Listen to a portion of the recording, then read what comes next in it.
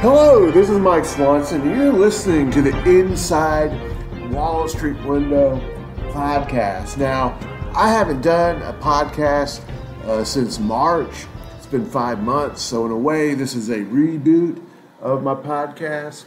And what happened was, come New Year's, I was doing a lot of YouTube videos, and I also started a podcast up. But I was doing a YouTube video almost every single day, and then I got burned out of doing the YouTube videos because to do it successfully, you not only have to do frequent videos, but you have to do videos that the algorithm will push.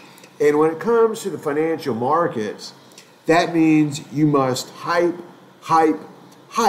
because that's what the audience wants. And if you don't do that, the algorithm won't push your videos out, the videos won't get many views, and when people see the videos not getting views, then they don't want to watch them. So it's pretty bad.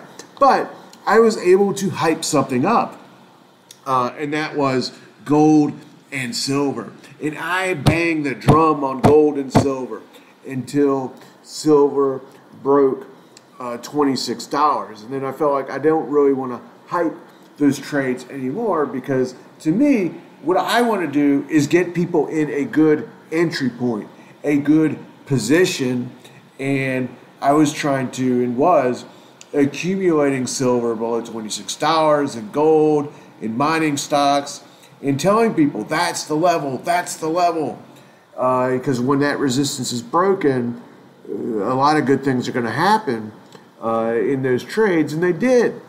But I don't want to be someone that's always hyping as something goes up, because it's what you see everyone else do on YouTube, and that's not how I trade, but that's how you got to talk. So I just got away from YouTube and social media in general, and kind of focused on my email list and sending out good content on that and turning that into what's become a successful daily newsletter. And I'm going to continue down that road. I'm not looking to really do YouTube videos here, but I want to get the podcast going again because I do enjoy using it to reach out and talk with other trading experts and have good conversations, and then I can share those with you. So that's going to be my focus. I'll probably look to be doing these once a month. But today I'll turn to what's going on in the markets. Now, before the opening bell, I sent out my email newsletter, and I focused on REITs because the REIT sector has been outperforming the stock market. Most REITs are paying stable dividends because they have stable revenues, and when interest rates go down, which is what we're heading for, we'll talk about how much they may go down in a future show, but that typically is good for real estate prices. Now, before the open, we also saw Bitcoin fall below 59,000. We saw a little bit of weakness in the stock market, but as I'm doing this at 140, the Dow's down 100 points, S&P's up 6. Gold, though, is up $30. And we have had blockbuster earnings reports today from Barrick Gold, and I'm going to be talking about that in tomorrow's email newsletter. So if you want to get that, go to Wall Street Window, just type that in the website and subscribe, and you'll get my free email updates for the opening bell. Now, also, it's kind of funny about gold because those Olympic gold medals that you're seeing on television are now worth more than ever before because the gold price has been going up. In fact, this has resulted in an upgrade from ING because they're seeing upward momentum, because we know Fed cuts are coming. We know it's going to be more sovereign government buying of gold, central banks around the world accumulating gold, and exchange traded funds are out there for people to buy. And the sector is heating up. As I mentioned, Barrick Gold blockbuster earnings report, the stock is up over 7% today. Yes, I own a position in Barrick, but mergers and acquisitions are happening in the space. This morning, Goldfield announced a cash transaction of Canada's Osisko Mining for $2 billion. Meanwhile, while gold is going up, Warren Buffett has sold 510 shares of his Apple position, over 50% of his position, and that stock made up something like over 50%, I think it's 55%, of his entire portfolio. So that's a giant liquidation into cash. So Buffett is building his cash positions. And that's the market environment we're now in.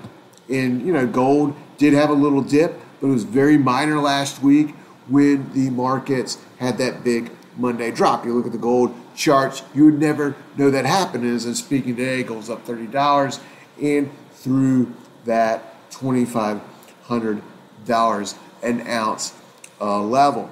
Gold is less volatile than the stock market and is already near an all-time high, while Bitcoin is still lagging the S&P 500, and a lot of the popular big cap tech stocks are doing the same thing. But we were seeing how gold is actually a safe haven. It showed us that again this month when we saw the Monday markets go haywire last week. It reminds me of what happened in March of 2020 when the markets had the COVID meltdown.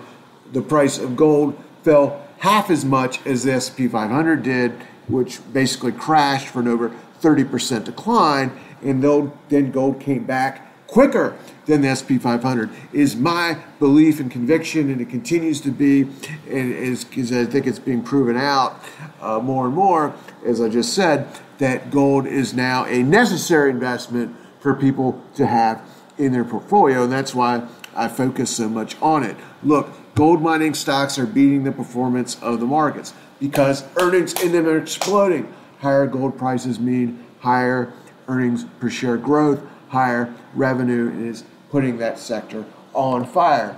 And now we're seeing us facing a coming interest rate reduction cycle. That's why REITs are going up. That's why utility stocks that pay stable dividends are doing well.